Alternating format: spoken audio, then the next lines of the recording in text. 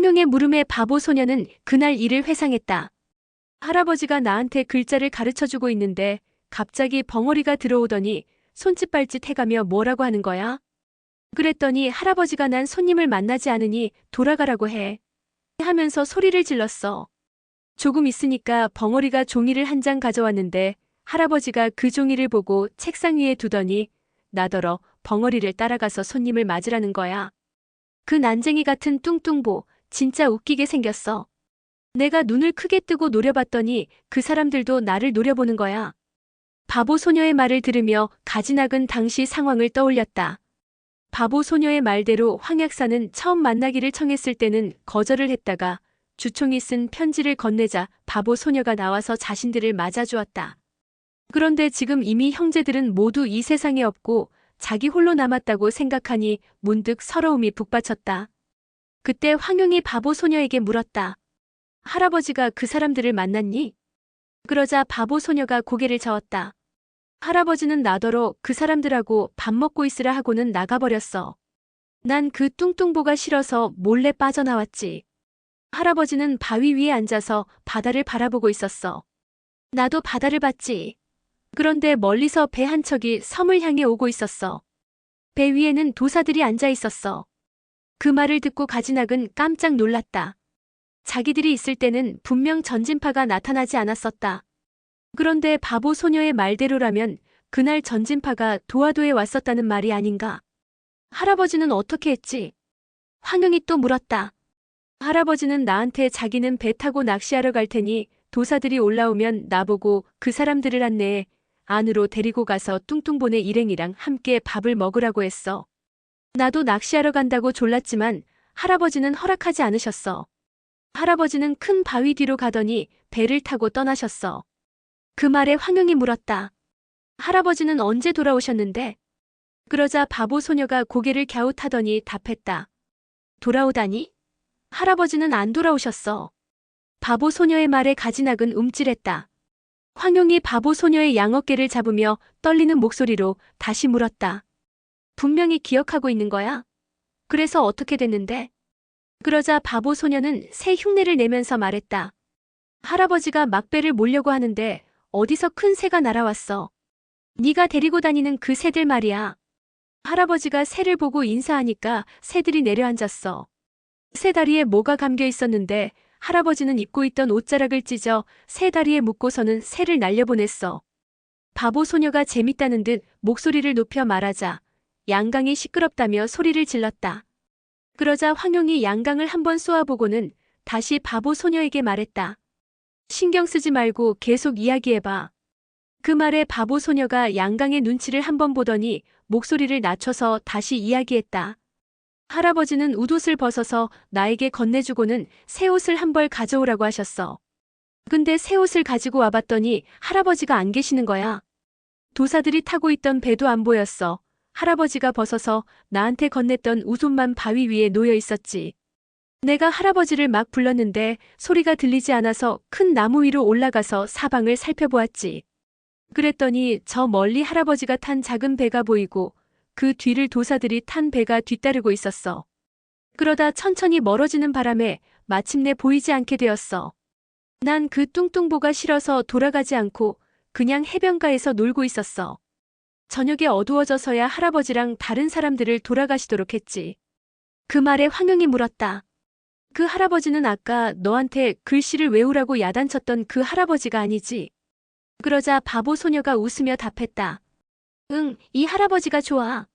글씨를 외우라고 하지도 않고 맛있는 떡도 주셨어. 그 말에 황용이 고개를 돌렸다. 구양 아저씨, 그 떡을 아직도 가지고 계시죠? 조금 더 주시죠. 그러자 구양봉이 웃으며 떡이야 얼마든지 있다고 답했다. 가지낙은 그 말을 듣고 깜짝 놀라 심장이 튀어나올 것만 같았다. 아니, 그럼 그날 구양봉도 도화도에 있었단 말인가? 그런 생각을 하고 있는데 느닷없이 바보 소녀의 비명이 들렸다. 그와 함께 황용이 소리쳤다. 그녀를 죽여 입을 봉하려는 거예요? 그러자 구양봉이 냉소를 지으며 말했다. 다른 사람은 속여도 너희 아버지를 어떻게 속이겠느냐? 그러니 내가 이 바보를 죽여 뭐 하겠느냐? 궁금한 게 있으면 얼마든지 더 물어봐라. 그러나 바보 소녀는 계속해서 신음을 해대면서 아무런 말도 하지 못했다. 틀림없이 구양봉에게 맞아 다친 모양이었다. 묻지 않아도 알아요. 단지 바보 소녀가 직접 말하도록 하려 했을 뿐이에요. 그러자 구양봉이 웃으며 물었다. 어린 계집이 영리하군. 어떻게 알았지? 그 물음에 황용이 냉소를 띠며 대꾸했다. 도화도에서 벌어진 상황을 처음 봤을 때 나도 아버지가 강남오개를 죽였다고 생각했어요. 그러나 나중에 다시 자세히 생각해보니 그게 아니라는 것을 알았죠. 아버지가 그런 장정들의 시신을 엄마 무덤 곁에 방치해뒀을 리가 있겠어요? 게다가 엄마 묘의 문도 열린 상태였는데 아버지였다면 분명히 문을 닫았을 거예요. 그 말에 구양봉이 무릎을 쳤다. 아, 그렇군. 강아, 우리가 그걸 미처 몰랐구나. 까지낙은 너무 놀라 가슴이 찢어질 듯 했다. 황용은 강남오개를 죽인 사람이 구양봉과 양강이라는 사실을 알고 자기 목숨을 버려가며 아버지의 결백을 증명하려 했던 것이다. 그래서 황용은 모습을 드러내면 위험하리라는 것을 알면서도 가진학에게 자기를 죽인 사람이 누군지 황약사에게 알리라고 한 것이다. 가진학은 자신의 어리석음에 괴로움과 후회로 몸을 떨었다. 만약 자신이 조금만 냉정했더라면 황용이 저런 위험을 감수하지 않아도 됐을 것이다. 그러나 자기 성격이 워낙 괴팍하고 남의 말을 귀담아 듣지 않으니 범인이 누군지 말해줘도 믿지 않았을 것이다. 가진학은 자신의 어리석음과 아집으로 황용을 죽게 만들었다는 생각에 스스로가 너무나 원망스러웠다. 그때 구양봉이 물었다. 왜 내가 죽였다고 생각한 거지? 황용이 웃으며 답했다. 저도 처음엔 구은배 꼴조를 보고 양강을 생각했어요. 그런데 남이인의 죽기 직전의 모습을 보고 독에 중독된 것을 알았죠. 나는 그렇게 강한 독을 본 적이 없어요. 그 말에 구양봉이 고개를 젖히고 크게 웃었다. 남이인이 오래 버텼군. 네가 올 때까지 살아있었다니. 아마 남이인은 몸을 꼬며 땅바닥을 구르는데도 그 힘이 대단해 보였을 거야. 그렇지. 그러자 황용이 물었다. 대체 어떤 독을 썼길래 그리도 지독할 수 있죠? 구양봉이 웃으며 답했다. 내 별명이 괜히 노동물이겠느냐? 그러면서 지팡이로 바닥을 내리쳤다. 이 지팡이의 뱀이 한 짓이다. 나는 이 뱀에게 그의 혀를 물게 했지. 그러니 몸에 상처가 없을 수밖에. 그의 말에 가지낙은 피가 거꾸로 솟구치는 것 같았다. 황용은 신상 뒤에서 인기척이 들리자 일부러 기침을 크게 해댔다. 당시 강남오개는 모두 당신 손에 죽었고 겨우 살아남은 가지낙은 눈이 멀었으니 이제 진실을 알 길이 없겠군요. 가지낙은 이 말을 듣고 아차 싶었다. 이 자리에서 자기까지 죽으면 누가 이 진실을 알리겠는가? 구양봉이 웃으며 말했다. 그 장님이 내게서 도망갈 수 있었겠느냐? 내가 일부러 놓아준 것이다.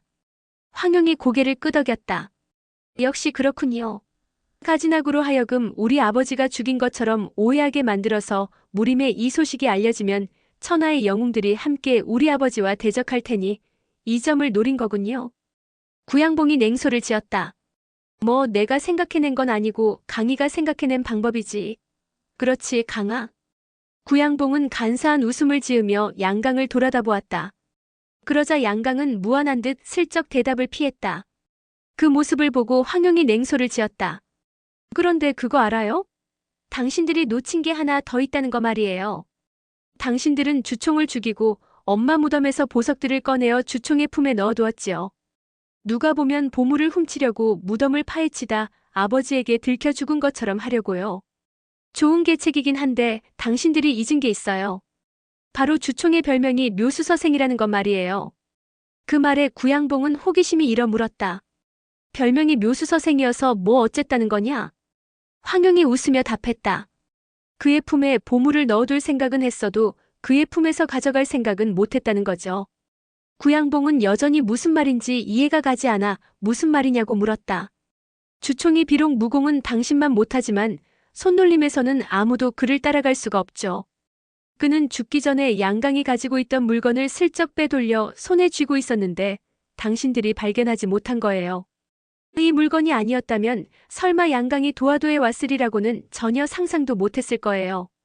그러면서 황용은 품에서 비취 신발을 꺼내 들었다. 난 주총이 이걸 손에 꼭 쥔 채 죽었다면 무언가 이유가 있으리라고 생각했어요. 그런데 이 신발 밑바닥에 빗자와 초자가 쓰여 있더군요. 처음엔 아무리 생각해도 무슨 뜻인지 알 수가 없었는데 꿈에서 모겸자 언니가 비무초친이라는 깃발을 들고 있는 모습을 보고 모든 것을 한꺼번에 깨달았죠. 구양봉은 흥미로운 듯 연신 웃으며 고개를 끄덕였다. 그러나 가지낙은 들을수록 분노와 증오가 치밀었다. 황용의 말이 계속해서 이어졌다. 생각이 이에 미치자 나머지는 쉽게 풀렸어요. 한보구는 구은백골조에 당했는데 세상에서 이 무공을 할 줄 아는 사람은 원래 흑풍상사일 뿐인데 이 둘은 이미 죽었으니 사람들은 그들의 사부인 아버지밖에 없으리라고 생각하겠죠. 그러나 아버진 구음진경에 있는 그 어떤 무공도 익힌 적이 없어요.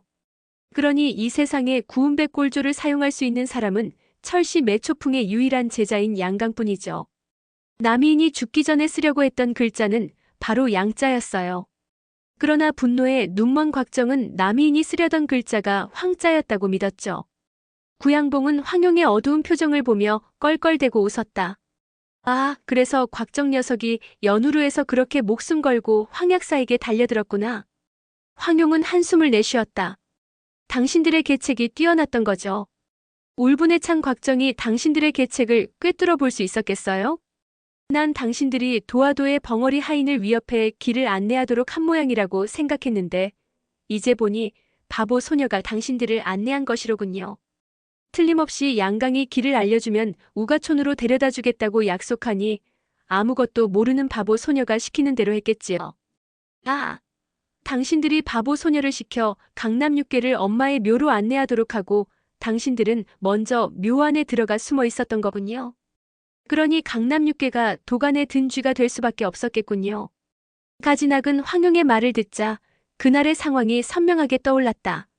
당신은 해변에서 주운 아버지 옷을 입고 있었을 거예요. 어둠 속에서 갑자기 적을 맞이하게 된 강남육계가 상대가 누군지 자세히 살필 겨를이 있었겠어요? 남이인은 당신을 우리 아버지로 착각하고 가지낙에게 황약사라고 말한 거죠. 결국 주총과 정금발은 당신에게 당하고 한보구는 양강에게 당하고 한소영은 혀를 깨물어 자결하고 가지낙과 남희인만 겨우 무덤 속에서 빠져나온 뒤 또 한 차례 당신들과 싸웠겠죠. 당신은 일부러 가지낙을 도망가게 내버려 두었고요. 나중에 남희인이 상대가 양강이라는 걸 발견했을 때는 이미 온몸에 독이 퍼진 뒤였겠죠. 황용의 말이 끝나자 구양봉은 감탄을 금치 못했다. 정말 영리하구나. 마치 본 것처럼 말하는군. 사실 모든 게 우연이었다. 강남육계는 그렇게 죽을 운명이었던 거야. 나와 양강이 도화도에 갈 때까지만 해도 강남육계가 그곳에 있는 줄 몰랐다. 황용이 웃으며 그 말을 받았다. 맞아요. 사실 강남육계가 강호의 이름을 떨치기는 하나 그건 그들이 의협심이 강해서일 뿐이지 무공을 따진다면 당신의 상대가 될 리 없는데 당신이 일부러 그들을 죽일 필요는 없잖아요. 틀림없이 다른 목적이 있었겠죠. 그러자 구양봉이 다시 한번 크게 웃었다. 역시 총명해. 속이려 해도 속일 수가 없겠구나.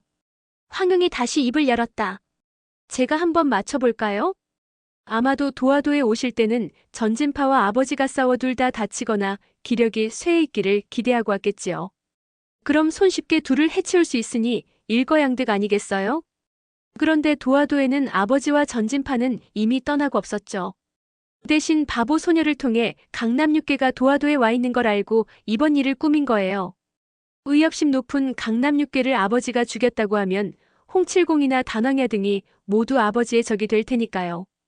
혹시라도 아버지가 돌아와 모든 증거를 없애버린다 해도 가지낙을 통해 강호의 소문이 퍼지겠죠.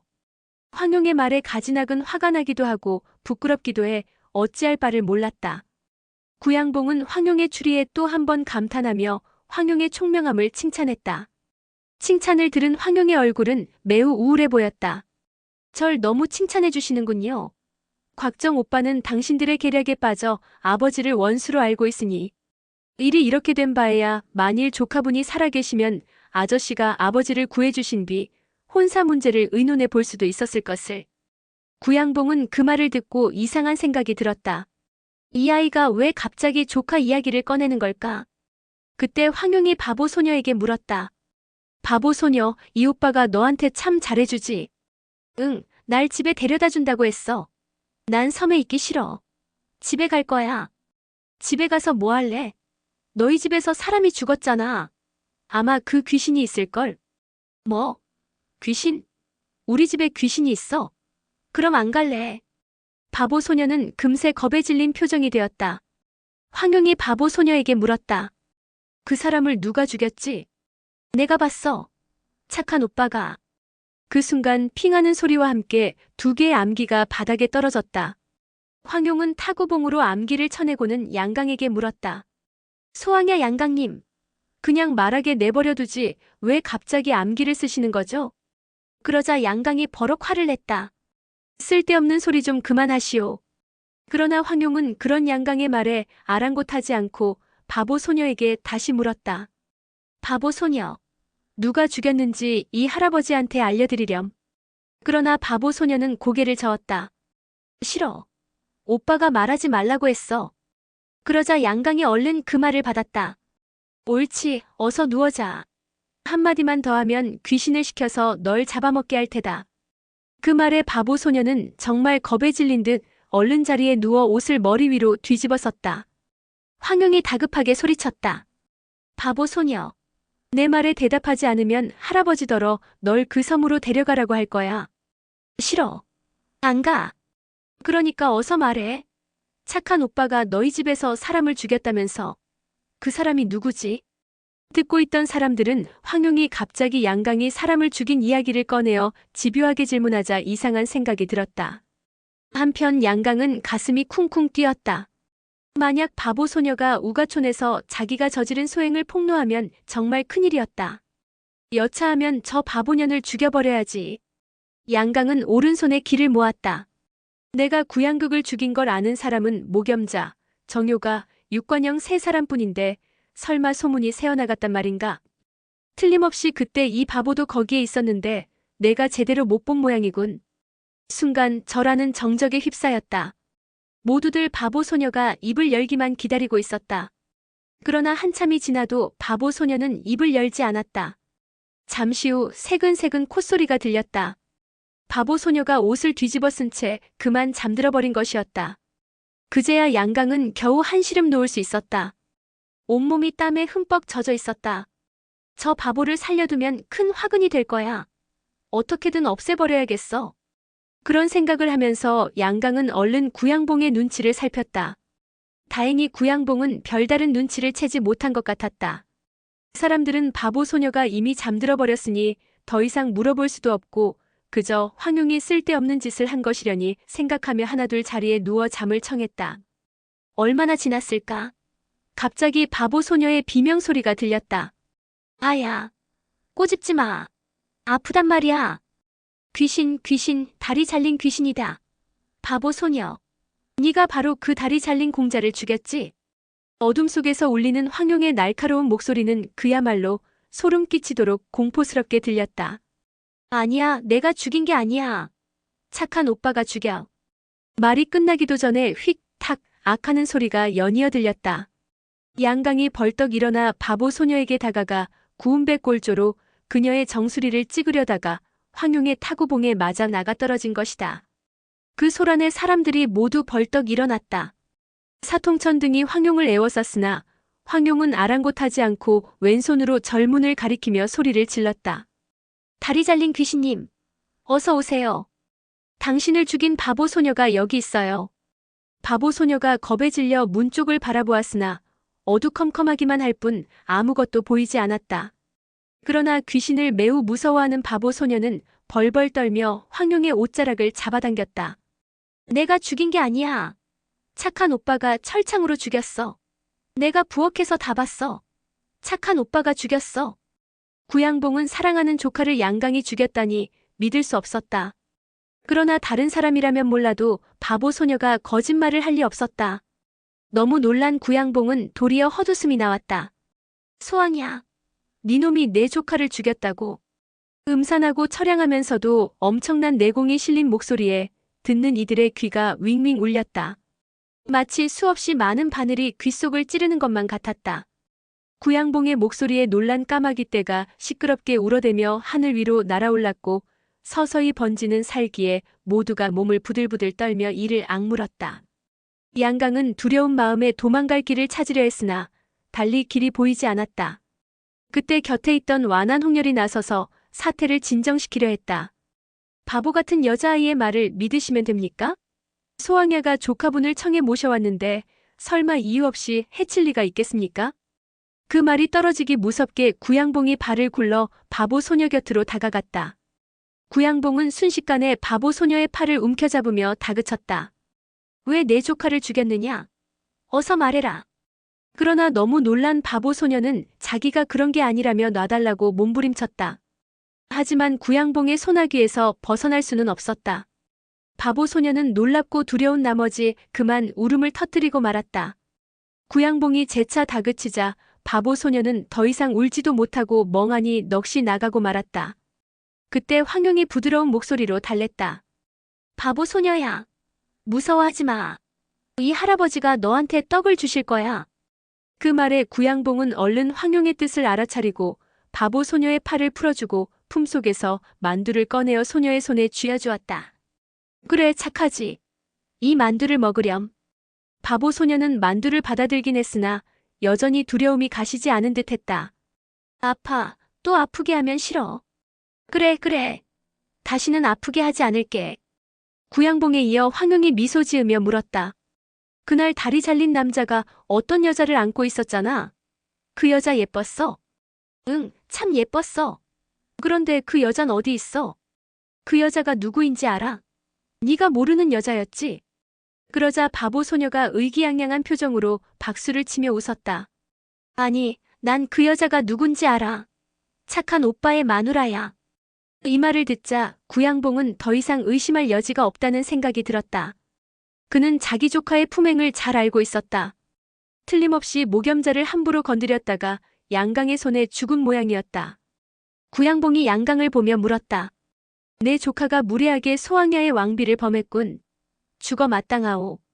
그 말에 양강이 떨리는 목소리로 답했다. 제가 죽인 게 아닙니다. 그러자 구양봉의 목소리가 날카롭게 변했다. 그럼 누가 죽였단 말이냐? 양강은 온몸에 맥이 탁 풀리며 땀이 비오듯 흘러내렸다. 평소 총명하고 영특한 모습은 어디론가 사라지고 머릿속이 멍해지면서 아무 말도 할 수가 없었다. 그때 황용이 나서서 그날 일을 구양봉에게 자세히 설명해 주었다. 물론 그 자리에 있었던 나머지 세 사람의 신분은 밝히지 않은 채 양강이 그의 마누라와 무슨 이야기를 주고받았는지 벽 뒤에서 들은 이야기를 전해주었다. 양강은 두 사람의 대화를 들으며 사시나무 떨듯 떨고 있었다.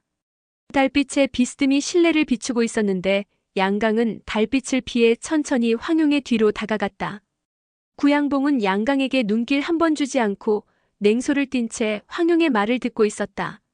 그때 갑자기 누군가의 비명소리가 들려 모두가 소리나는 쪽으로 돌아보니 양강이 오른손에 피를 뚝뚝 흘리며 창백한 얼굴로 서 있었다. 양강은 황용이 자기 비밀을 폭로하자 황용을 죽이려고 황용에게 다가갔다. 그러나 황용은 양강의 말투를 흉내내며 한창 이야기를 하면서도 양강이 공격해올지도 모른다는 생각에 경계를 늦추지 않고 있었다. 황용의 무공이 양강보다 훨씬 강했기 때문에 양강이 황용을 몰래 습격한다는 것은 애초부터 쉽지 않은 일이었다. 양강이 황용의 머리를 내리찍으려 하자 황용은 이미 바람소리로 공격 방향을 알아채고 몸을 옆으로 피했다. 그러자 양강의 손이 황용의 어깨를 내리찍고 말았다. 양강이 구운백골조를 써서 전력을 다해 내리치자 손이 그만 황용의 연희갑에 꽂혀버리고 말았던 것이다. 어찌나 아픈지 양강은 기절할 것만 같았다. 사람들은 실내가 어두워 상황을 자세히 보지 못했다.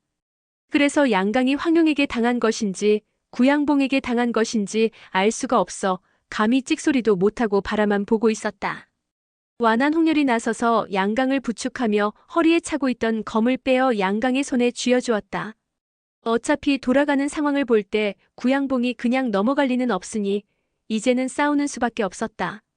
양강은 고통을 참으며 완한 홍렬이 건네주는 검을 받으려 했는데 웬일인지 손이 말을 듣지 않아 그만 검을 놓치고 말았다. 급히 허리를 굽혀 주우려 했으나 팔이 마비되어 움직일 수가 없었다. 깜짝 놀란 양강은 왼손으로 오른쪽 어깨를 세게 꼬집어 보았지만 전혀 감각이 없었다. 양강은 공포에 질린 얼굴로 황용을 바라보며 독이라고 중얼거렸다.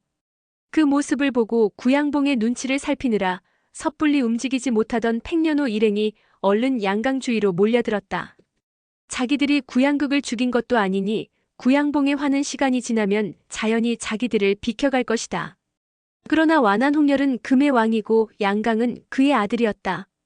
양강이 이런 위기에 처했는데 모른 척하고 가만히 있기는 난처한 상황이었다.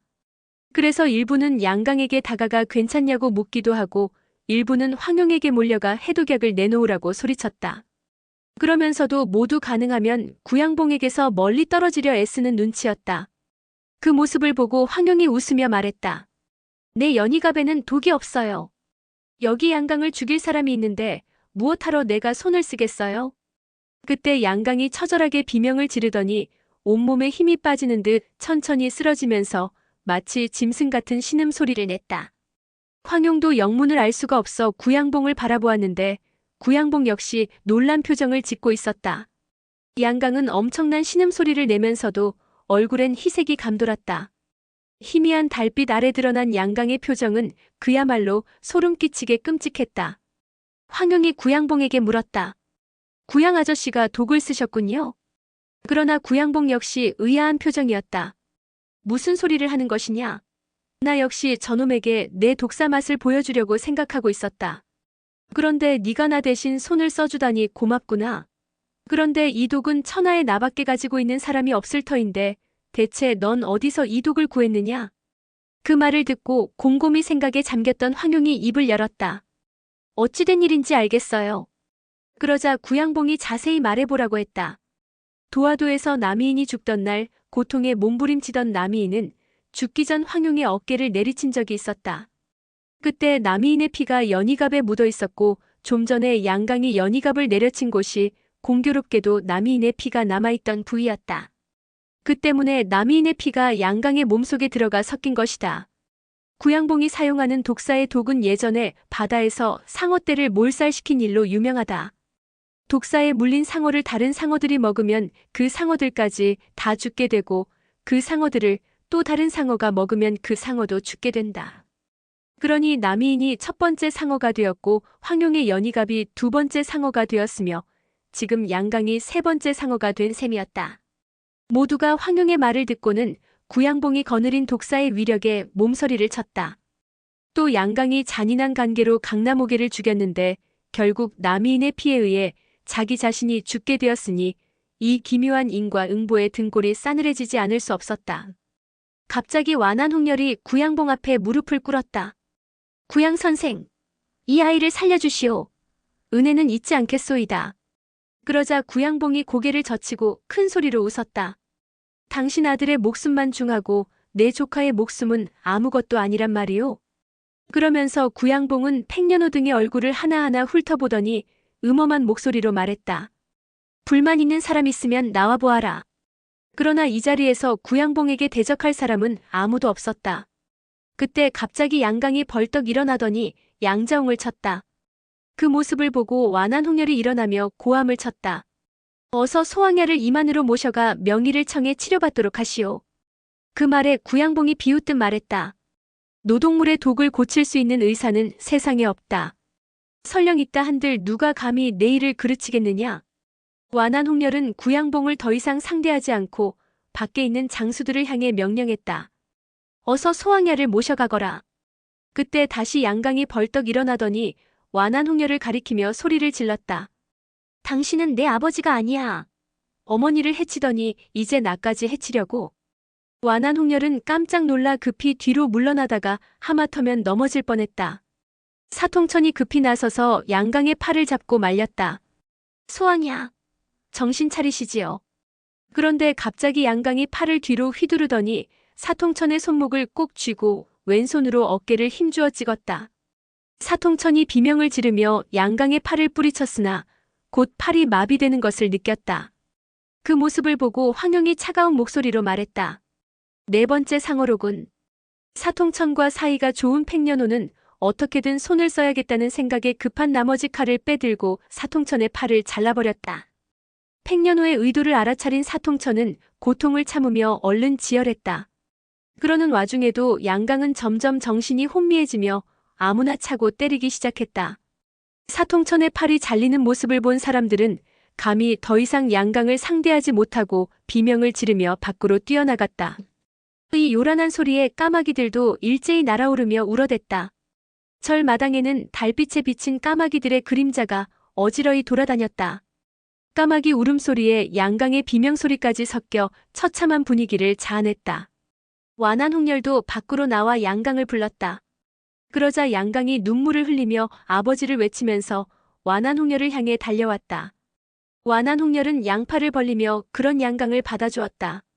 그런데 갑자기 양강의 표정이 섬뜩하게 변하더니 흰 이빨을 드러내며 완한홍렬의 어깨를 물려고 덤벼들었다. 완한홍렬은 깜짝 놀라 양강을 힘껏 밀어냈다. 그러자 양강은 힘없이 쓰러지더니 다시는 일어나지 못했다. 완한홍렬은 두렵고 끔찍한 마음에 뒤도 돌아보지 않고 절 밖으로 나가 말에 올랐다.